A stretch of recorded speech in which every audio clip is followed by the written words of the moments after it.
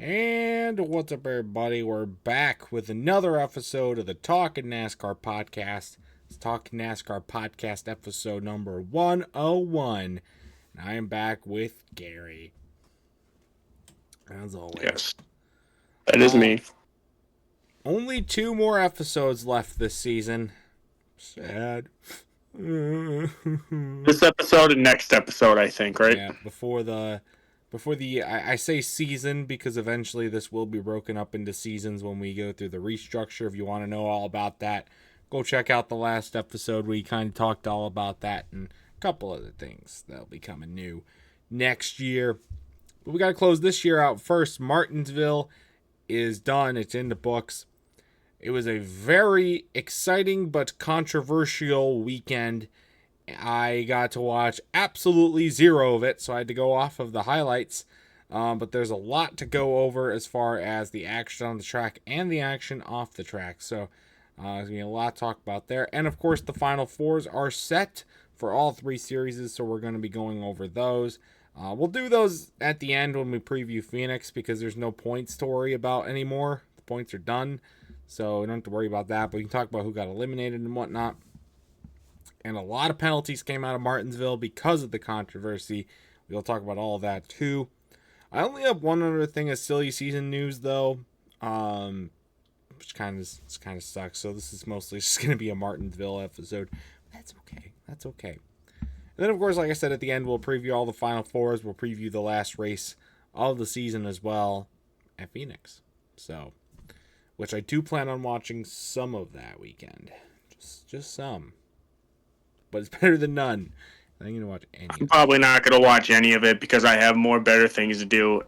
Watching the Red Wings. True. Or sorry, watch the Lions. Sorry, watch the Lions destroy every other team that's on their schedule. So Lions are at night. Lions are a night game, so you can watch both. No. Well, actually, wait. No, I won't be able to watch the game. Sunday, I have to go to a Kalamazoo Wings game at 3:00. Wild. Anyway, can jump right into the episode now. What I usually do with the penalties is that I just say them at the end. I'm gonna say each of the 3 series has got at least 1 penalty this weekend, so I'm gonna go over them at the end of my regular race recaps for each of them. And you'll know why at the end, because there's some wild stuff that came out of the Cup race, but we got to do the other 2 first. For the truck race, Robbie Gold, mechanical issues early. Dylan Lupton also had a really hard crash to end the second stage. Nothing too crazy otherwise. Early on for Martinsville, it's Martinsville standard kind of stuff. Leland Honeycutt blew a tire, collected Brett Moffitt and Taylor Gray, and Taylor Day as well, all wrecked in that. It was a pretty big accident, all things considered. Johnny Sauter, who I found out still races in NASCAR because of this race. I had no clue he was still around, but he's still around in the truck series. He had a tire issue late that set up a pretty crazy restart. Also Stuart Friesen and a few others were collected in his mess as well. Then it came down to a very, very, very hardcore, thrilling finish. Christian Eckes said, fuck everybody else. I'm going to the championship 4 and nobody is going to stop me, and literally shoved 2 other drivers out of the way to move Taylor Gray and Ben Rhodes out of the way in order to secure the win and go to the championship 4 in a very aggressive but very prosperous driving style. His moves at the end of the race are under controversy, but you gotta do what you gotta do. He had to win to get in, right? I don't think he did. I don't remember him needing to win to get in because he's been one of the top drivers all season in the truck series. So I don't know. Because if he had to win to get in, I wouldn't be hating on it so much because you have to win to make Right. If he didn't have to make it in, I think he had to avoid one of Brent Rhodes or Taylor Gray winning because they would have kicked him out. Maybe that's what it was. That's how he would have done it. As far as because both, Ben Rhodes still got in, so I don't know what that's all about. He was already locked in, but I guess just kind of going for the win. Taylor Gray was eliminated, though. So was Nick Sanchez, Rajah Caruth, and Tyler Ankrum. All are now eliminated from championship contention. As far as controversy with that, Taylor Gray was not happy. He confronted Kreshnekas post-race, as far as, a little bit of a conflict there. And, from both sides, I can see the displeasure. I can see the reasoning as well for, being either wanting to do the move or not being happy with the move. It is pretty aggressive move. You want to race them fair and square. But as far as the playoff picture goes, and with the playoffs in general, you have to do what you have to do to win the championship. And I think for Kreshnekas, he came off of a pretty big. He came off of a what if season last year, and we'll go over all that when we preview the championship 4. But I think he saw a shot to redeem himself and wasn't going to let anybody get in the way of that. He didn't do what Austin Dillon did at Richmond and fucking wreck him. He just moved him out of the way. Simple bump and run, everything like that. So at the end of the day, I respect the move. I think it's a good move. You can be upset about it, especially Taylor Gray, because he was, he needed to win as well to move on to the championship 4 and didn't do it because of that. But still a very exciting race and still a pretty exciting finish. There's a lot of good battles that I didn't even touch on because it's, what you have to expect at Martinsville, but also it's refreshing to see some good battles all across the board. So that was the truck race. As far as penalties go, Ty Majeski was fined $12,500 for failing to perform media obligations, which basically means he refused to do an interview or a press conference or anything after the race. And he got fined $12,500 for it. Seems pretty shitty to me, but, probably doesn't mean much to him because it's basically pocket change. I don't know why you wouldn't just talk to the media after the race. What better things do you have to do? But also, my opinion, I don't know why drivers need to, when really it should be up to them if they want to or not. Because no matter the occasion, if they say something correctly or they say something incorrectly, the media's going to turn it around, and then they're going to get hated on, and then they're still going to get fined. So what's the point? Right. I don't know. Kind of petty, but oh well. As far as the Xfinity Series race, AJ Allmendinger blew a tire early in the first stage to take him out of the race. Doesn't matter that much. Yeah, it didn't really matter for him much at all. Leland Honeyman went a spun, which led to a Parker Retzlaff wreck on the restart. There were a couple other spins, typical Martinsville stuff, just typical going around for a spin. Sawalich, I love this guy's name, Sawalich. I love that name. He wrecked in his third stage. A couple other guys wrecked down, including Sage Karam. Brandon Jones went around late in the race after having a pretty decent run, which set up a very chaotic restart.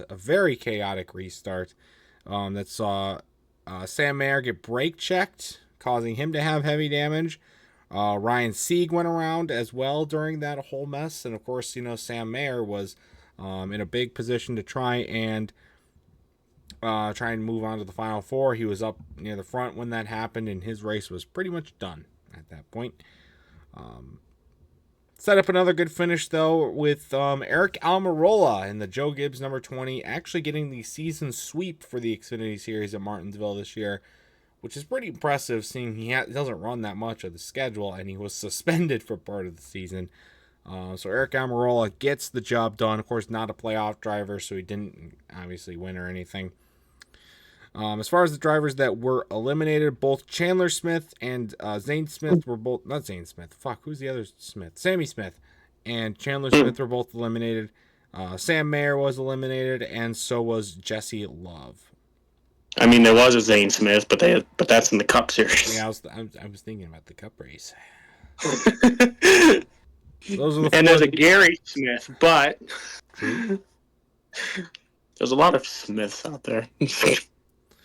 So those are the 4 drivers that were eliminated from the Xfinity race. Again, nothing crazy there. I mean, Sammy Smith was up near the front at the end, but didn't have the speed to be able to hold on to take the win. So nothing super crazy. There was another fight after this race as well, though, between Chandler Smith and Cole Custer. Both got into an altercation. So 2 races, 2 fights so far. Was kind of crazy. Will we go 3 for 3? We will see. As far as that fight went, Chandler Smith was fined $10,000 for it. So, again, another petty penalty in my opinion. However, NASCAR doesn't want, to condone killing each other after the race or even on track, but also they're gonna fight. Right. Like, I don't know. $10,000 for that. Like, what the fuck? I don't know. That was the Xfinity race. Now here's where the real wild shit comes down. It's the Cup race. I would like to point out that this was our last chance to win anything in fantasy this season. We weren't going to go to the Final Four, but this was the last of our money races for the season. And we picked Elliott, Blaney, and I think Byron were our 3 for the money race. Not a bad choosing. No. Except we didn't win anything. Despite all of them finishing well. Didn't win anything. We didn't win in fantasy either. I think we picked Truex to win because he was on the pole and didn't fucking matter, and he didn't do shit. So, story of the season right there. At least it was another close, agonizing defeat like 11 or so of our losses have been this year. Anyway, as far as everything that went down in the actual race, Christopher Bell went around early.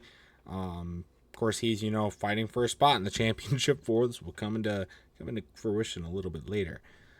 Daniel Suarez also went around for a spin in the second stage. Daniel Hemrick and Todd Gilliland went around for a cool accordion level spin going into turn 1. That was pretty cool. And actually for Martinsville we got green flag pit stops, which is very surprising. I think that's only happened 2 or 3 times ever. Green flag pit stops in Martinsville. It just never happens at Martinsville. So that was pretty interesting. Kind of cycled through that, but Carson Hocevar broke that up when he went around partway through the race. Kyle Busch's crew, Kyle Busch lost a tire.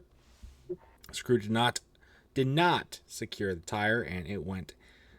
Actually, they were going to restart, and his tire had come off as he was catching back up to the field, and the race had restarted with Busch not even having all 4 tires. Could you imagine if you tried to win the race doing that? That would have been funny. Could you imagine losing a right front tire and still winning the race? Kurt Busch moment. Passes the line. Tire pops off. True. Winner, Kyle Busch, but he's gotta lose because he lost the tire. It's given to Kyle. True. As far as the end of the race went, there was a lot of aggressive and also very desperate racing coming down to the wire. For spots in the championship 4, and that's because Ryan Blaney, who needed to win to advance, did it, pulled it off, got the win. He is going to the championship 4 with that win. But the real controversy comes down to the final spot. Christopher Bell had it. He pulled a wall ride move at the end of the race. Yes, he pulled the wall ride when he didn't need to. That's the thing. He did not pass any cars doing that move. But anyway, he had the spot for a little bit. There were other sabotage efforts, apparently by Bubba Wallace, Ross Chastain, and other drivers trying to affect the outcome of the race. It seemed as so, as far as reviews went. So NASCAR took a look at this post-race and decided who's going to get the final spot. And they decided that Christopher Bell's wall ride move was illegal. Because you guys remember, we actually covered this in an episode that, with the wall ride move and everything that Chastain pulled off a couple of years ago, they made that illegal. And they made it illegal right at Martinsville. That same turn. How did Bell think that was going to not be penalized? He got penalized, and with that, William Byron moved into that final spot, and William Byron will be racing for a championship while Bell's eliminated alongside Kyle Larson, Denny Hamlin, and Chase Elliott. Those are the 4 drivers that are eliminated. Some big controversies there because of the stuff that Chastain, Austin Dillon, and Bubba Wallace also had, were either running really, really slow on the track or were moving cars out of the way in order to help favor the outcome. So NASCAR decided that they were going to take a look at that as well. And a lot of things went down as a result for the penalties. Here we go. This is the penalties from that whole thing. So each team, the 1, the 3, and the 23, all fined $100,000 and docked 50 points each. Because, points don't matter for the rest of the season, so let's just dock them 50 points because, because there's no points in the final race of the season. It's not like Austin Dillon hasn't had docked anything before. True. Richmond. Each team's crew chiefs, spotters, and competition directors are also suspended for the Phoenix race. They also had levied other penalties, but decided that they were not going to enforce them, is what came out just a little bit ago at the time of recording this. To be honest, that is a weak-ass penalty. $100,000 is nothing to sneeze at. But 50 points, and they're getting suspended for a race that doesn't even matter for them. This doesn't teach them anything. This is what I think they should do. Suspend the spotter and crew chief of whoever's there for the first race of the season. Yeah, suspend them for next year. Yes, suspend them for Daytona. That's what they should do. Then, not only do you have to pay $100,000 this time, but you have to pay $100,000 after Daytona. That would be interesting.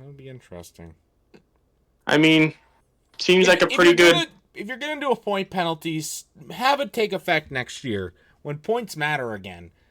Because points don't matter right now. That's just such a stupid fucking penalty. I don't understand. There's no these 3 teams are not in contention for anything points related. Not the manufacturers championship, not the actual drivers championship, nothing.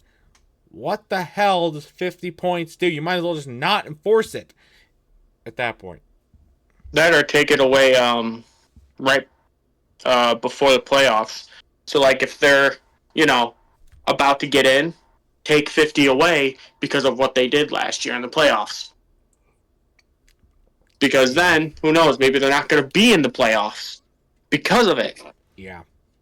This will let them know you're not supposed to do that there, bud. That would be an interesting way to go about it. The other penalty from Martinsville was the two crew members that were that had a hand in the loose wheel for Kyle Busch at the race. They have also been suspended for 2 races. This includes the last race of the season, Phoenix, and they're also suspended for the Clash in February. The Clash is still at the LA Coliseum, right? No. Oh, no, right, yeah, duh. Forgot. No, it's not. So that was that penalty, and that's all the penalties from Martinsville and everything. I don't know, like the ending of the Cup race really does kind of put a damper on what, in my opinion, was a really, really good racing weekend at Martinsville, and a much needed good racing weekend at Martinsville. This was the first race that I think the next gen car really shined at Martinsville. The 2022 fall race, that had a really good finish, but overall, as an overall race, I didn't think it was super crazy. But this one, I think, had better action all the way through, and we got some really good stuff in the Xfinity and the truck race, too. As a result of that, especially the Goodyear tire. The Goodyear tire actually did decent. Oh, yeah, there was all that stuff going on, too. I forgot about that. The option tires and whatnot. But yeah, I thought it was overall a good racing weekend. Martinsville might be back, guys. It might be back, which is much needed, because Martinsville used to be one of the top races of the season, and it had really taken a downturn. But now it seems like it could be on the up and up, and that's really good. Obviously, of course, the penalties and stuff, again, put a damper in it, but that's not going to be I like to think that it's not going to be a consistent issue at Martinsville. So, but overall, still a really good racing weekend, in my opinion. So, I don't know if you have any other thoughts, Garry, or not. Literally, while I was watching this, I was at Texas Roadhouse with my dad and my stepmom. And my dad, who really, watches NASCAR, all he cares about right now was Kyle Larson. So, he wanted to see if Kyle Larson was in it, or any Hendrick driver that was in it. He keeps asking me that, because I showed him that wall ride. And he goes, yeah, that should be illegal. I'm like, it is illegal.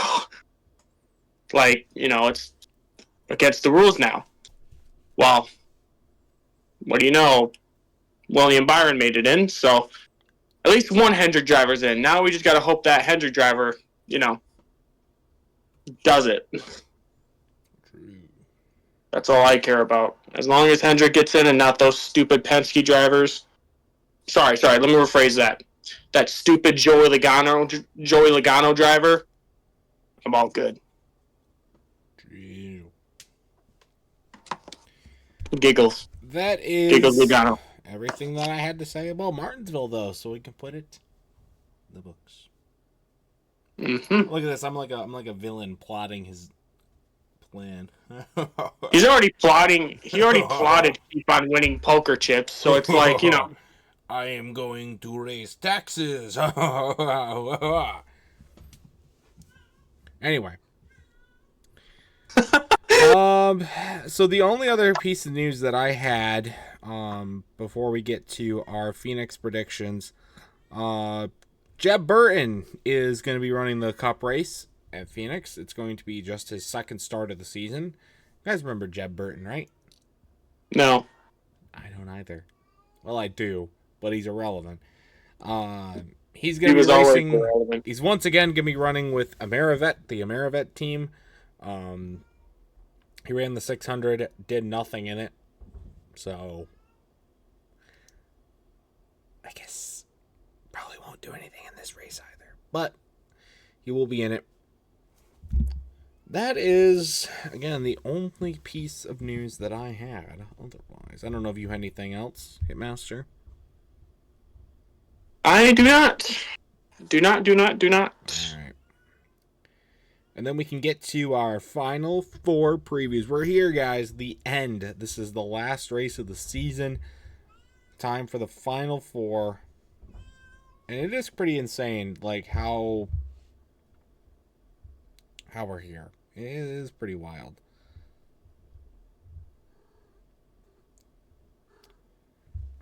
So,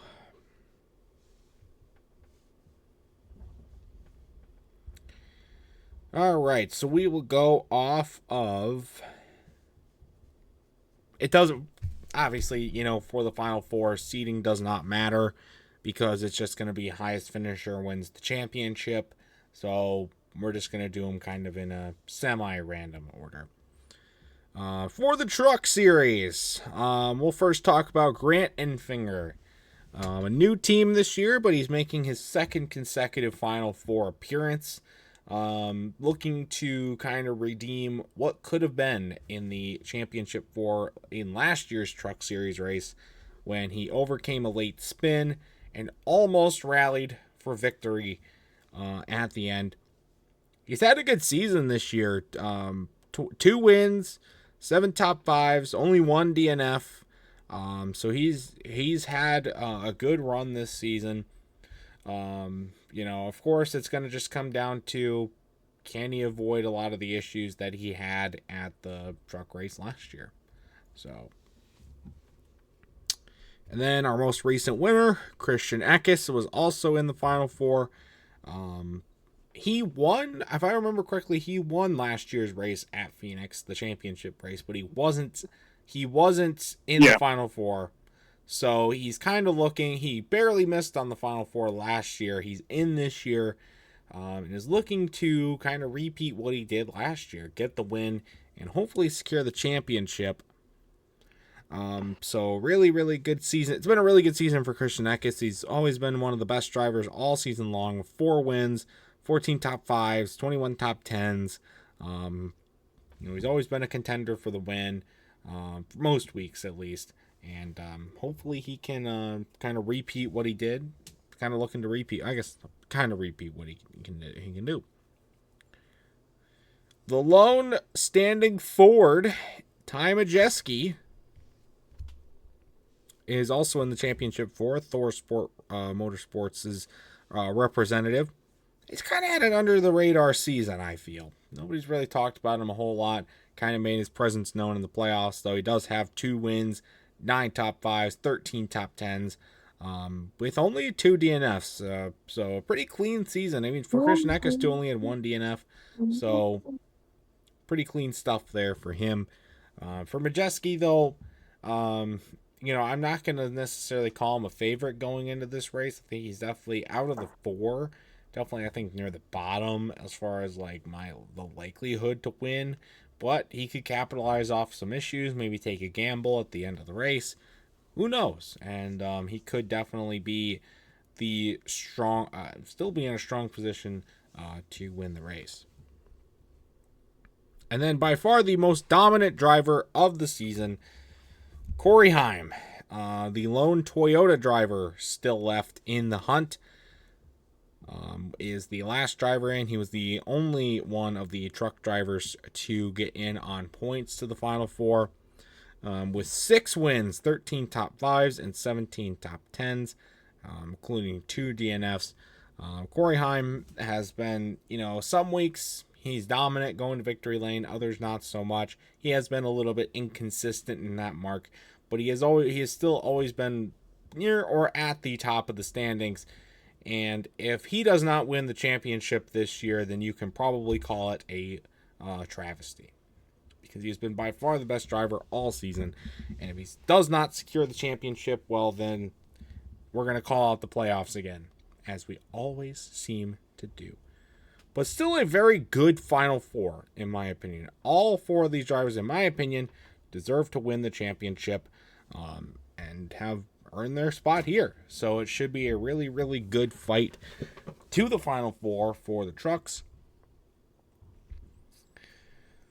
For the Xfinity Series, their Final Four, sitting up, and here, again, no particular order. First, talk about Austin Hill, driver who last year and even really this year was just hailed as a super speedway only guy. Couldn't win anything other than super speedways. But he disproved that with a Homestead win to get himself here to the championship 4, one of his 4 wins on the season.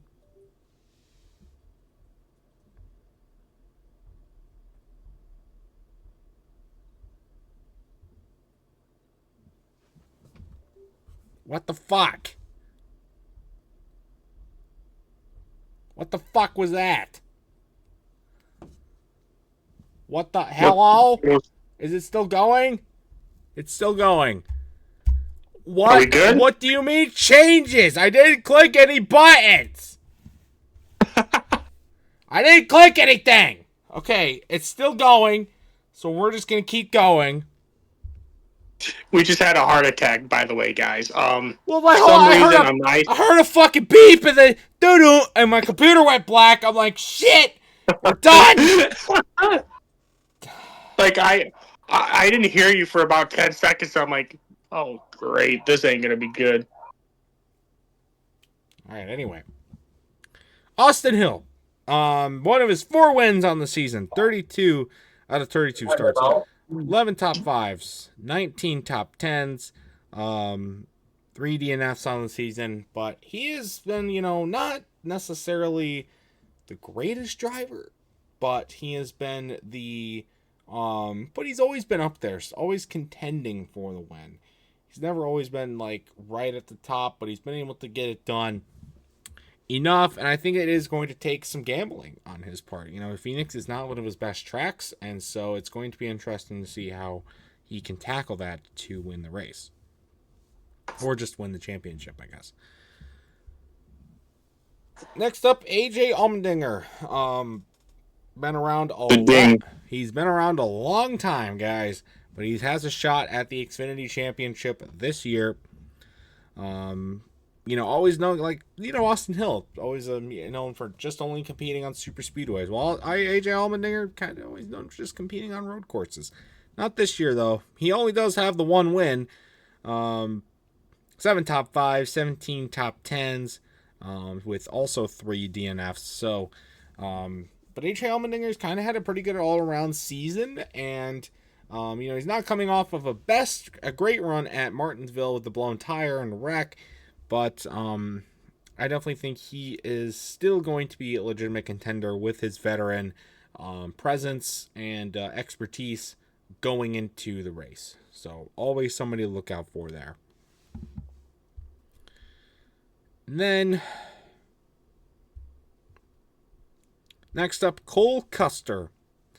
Having a really good standout season in the Xfinity Series. He is Stewart-Haas Racing's last shot at any semblance of a going out with a bang for a championship this year for their Xfinity program before it just becomes Haas Automotive. He's also Ford's last shot at a championship, and he's actually the only non-Chevy fighting for the titles in the Xfinity Series. So that's pretty interesting.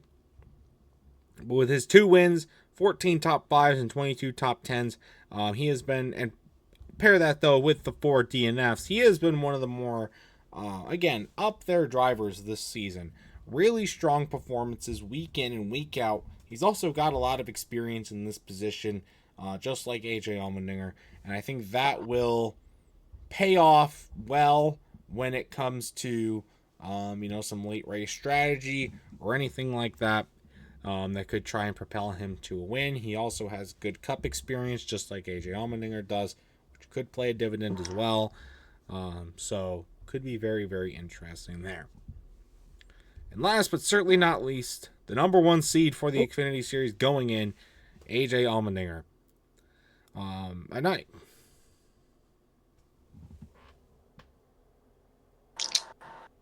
Try that again, bud. Justin Allgaier. There you go.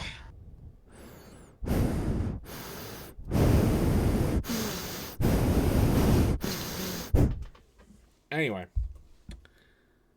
the lone junior motorsports driver, 2 wins, 9 top 5s, and 19 top 10s, though 6 DNFs, including a pretty abysmal run in the playoffs. He's had some pretty bad runs, some unlucky wrecks, but also just some poor runs on his part.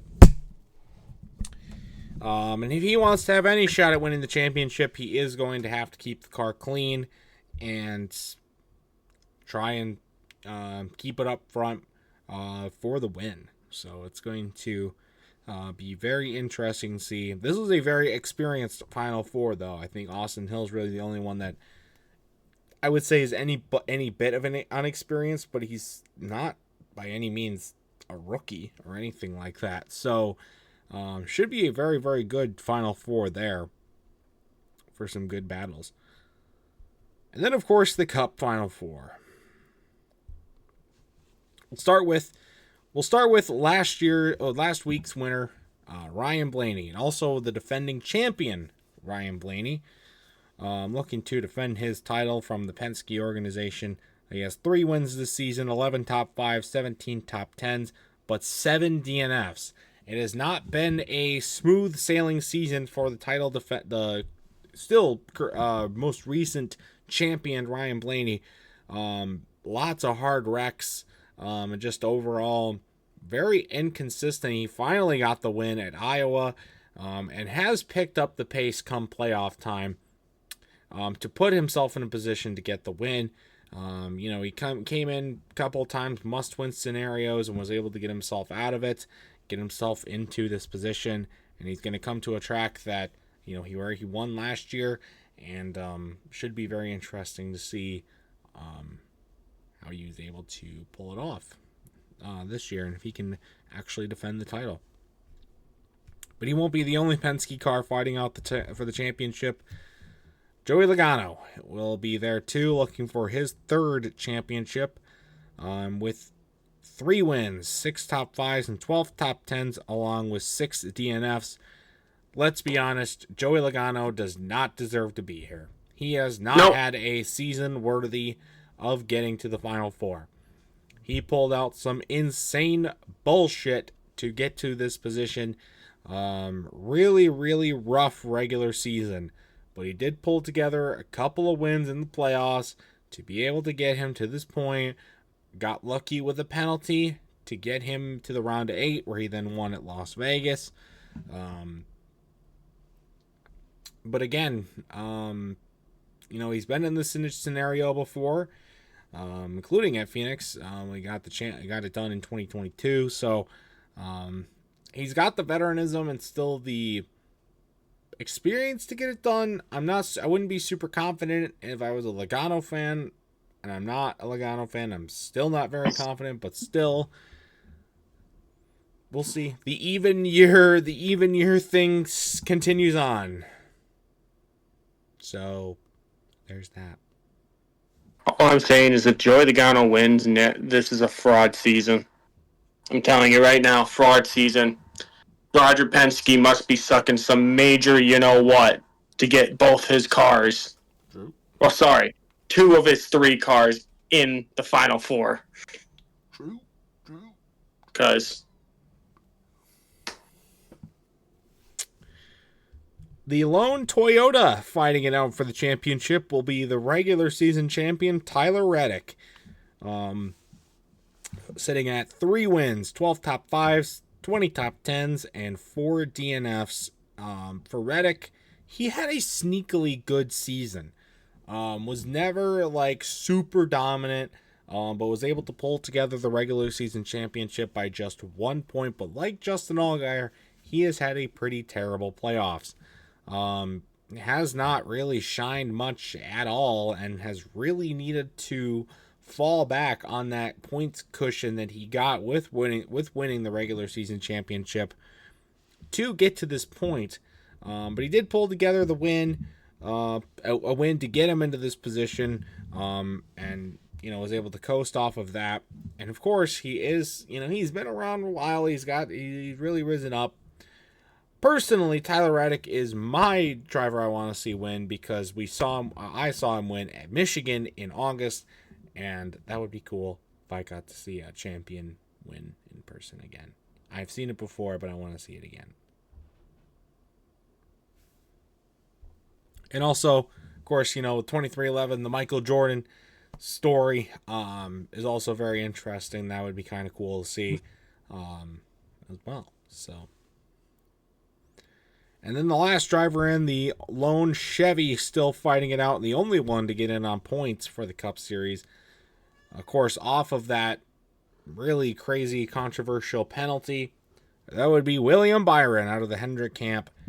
This year's Daytona 500 champion with 3 wins, 12 top 5s, and 20 top 10s, along with 4 DNFs. Like Tyler Reddick, William Byron's also had a pretty sneakily good season. He went off to a really good start and then kind of fell off after that. But in the playoffs, he's, again, kind of had to rely on his points cushion to get him past some points. But he's always been just good enough to advance. But now he's got to be more than just good enough. He's got to go out there and try to be the best and win the race. If Tyler Reddick doesn't win and William Byron does, I wouldn't be too mad because it would still be a new champion. I'm not the biggest William Byron fan on the planet, but still a new champion is still something that I would not a true Hendrick fan. True. But and it would also be cool because he won the Daytona 500. It's pretty rare that the Daytona 500 winner also wins the championship. So that would be kind of cool to see too. But that is your Final Fours all lined up. So we're set up for a pretty exciting weekend coming up at Phoenix. So should be really good. I mean, Phoenix is, not a very exciting track. Personally, I still would prefer to be the championship race to be somewhere else. Alas, they seem married to the Phoenix move right now probably because it's better weather, and it's a big market, and I don't know. I have no idea why else. But anyway, it's time to make our last set of predictions for the 2024 NASCAR Cup Series season. And for this, we're also going to pick who we think is going to win the championship. The rule, the winner of the race does not necessarily have to be the champion. We saw this last year with the Cup race. Chastain won the race, but Blaney won the championship. So, you can make that distinction if you would like. So, here we go. For the truck race, who do we think's got it? I think that it's going to be Christian Eckes' day. This time, he will wreck another person, and he will win the championship on the final lap because that's Christian Eckes. But I think Eckes will win and win the championship as well. So, that's my pick for the Truck Series. I'm going to pick the redemption story. You pick Christian Eckes, which is another good redemption story, but I'm going to take Enfinger in this one as my redemption story. Came up just short 2023, but I think he's going to get the job done this year and pull it off. So that's my race and champion pick, by the way.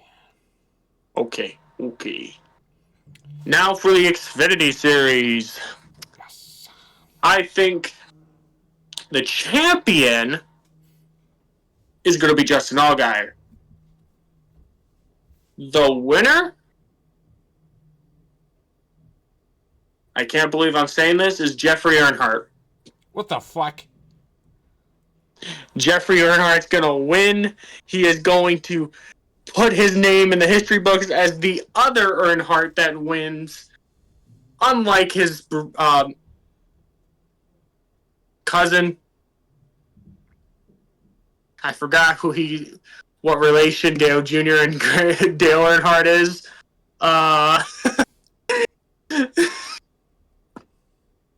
Fuck. But Jeffrey Earnhardt's going to put his name as the other Earnhardt that won. And then Junior Motorsports is going to win the championship.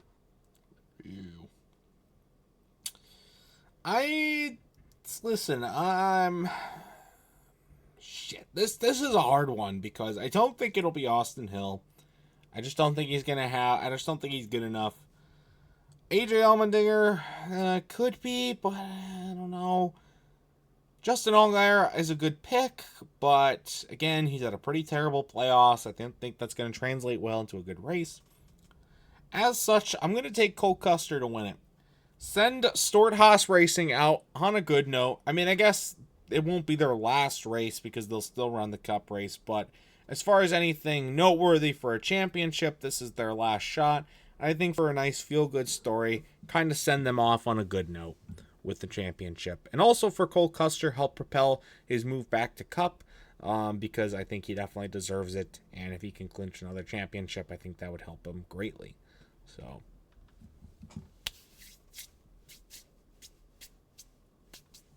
now it's time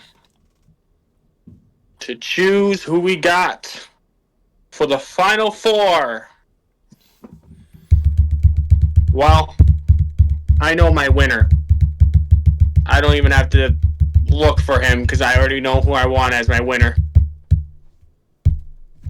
One final race. One final chance. I want Truex to win the race. We should both pick Truex for the winner because that would be really cool. You know what? Yeah. Truex is our winner. No matter what, if we lose or win, either way, Tyler is the god, so most likely he'll help me win one more win because he won with Ryan Blaney last week, and I'm angry. I mean, I was going to lose anyways. Josh Berry was my pick, so I don't even know what I was going to pick. So for this one, I decided we might as well choose who win the Final Four. Now, I do want to say this. I do want to say this. This 23 is the 45, okay? I do not have the 45 poker chip. They have not came out with it yet. They said they don't have it, which pisses me off, but that's okay. I'm gonna get you more poker chips this offseason, by the way. So we have more options.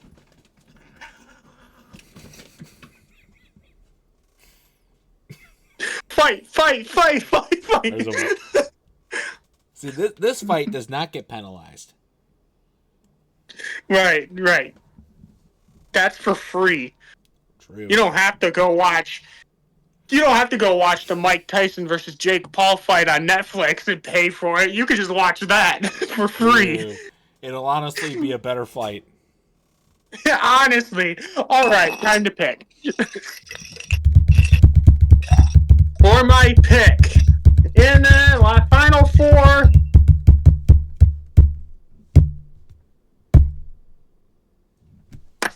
well, shit. Now, that means Tyler either has Joey Logano, Tyler Reddick, or William Byron.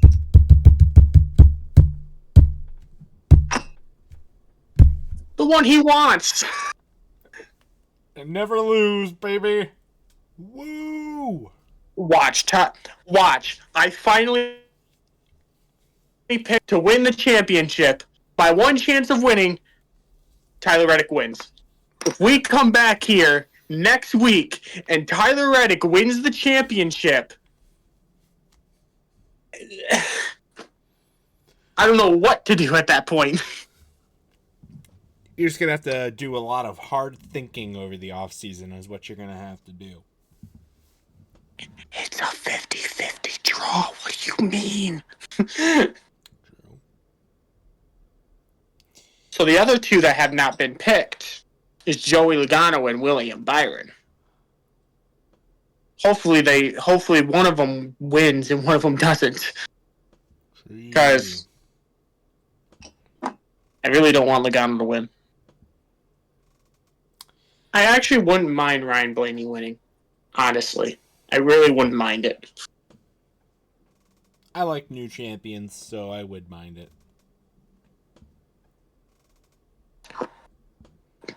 Go have your fun time, Martin Truex Jr. Have fun. Let me just say this. Thank you for the memories. Thank you for the memories, honestly. From Furniture Row Motorsports for having to deal with stupid-ass Teresa to everything. Bro, you earned this retirement.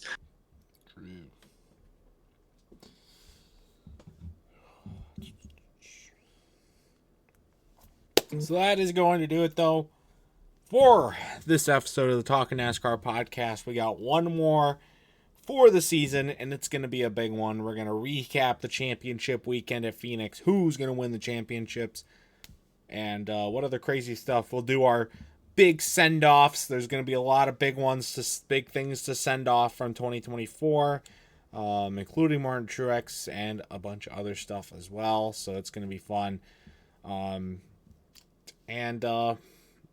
we're gonna just kind of debrief the season, debrief how the podcast went. I'll go over who the final roster for the New Year's Eve Spectacular. We'll even drop some predictions for that as well, and kind of just send off the off season. So should be a lot of fun there. But until then, guys, that's gonna do it for this episode. So if you want to be a guest on the Talking NASCAR podcast this season or next season, all you gotta do is join the Pringles and Company Discord. Links in the description down below. Request the Talking NASCAR role from either me or Hitmaster, and we will figure out a time to get you on and talk some NASCAR. So it should be really, really good. But anyways, guys, that's going to do it for this video. Stay tuned for much more amazing content, including more stuff from me and Hitmaster. There we go. Until next time. He's trying to figure it out. His brain's already dying. The end of the year. Moment of truth.